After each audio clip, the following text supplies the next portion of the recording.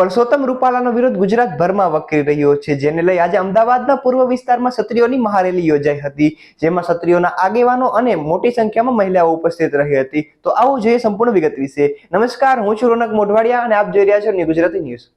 થોડા સમયથી ગુજરાતભરમાં ક્ષત્રિય સમાજ દ્વારા પરસોત્તમ રૂપાલાનો વિરોધ કરવામાં આવી રહ્યો છે, જેને લઈ આજે અમદાવાદના પૂર્વ વિસ્તારમાં પણ પરસોત્તમ રૂપાલાના વિરોધમાં ક્ષત્રિય સમાજની મહારેલી કાઢવામાં આવી હતી, જેમાં ક્ષત્રિય સમાજના આગેવાનો તેમજ મોટી સંખ્યામાં મહિલાઓ જોડાઈ હતી।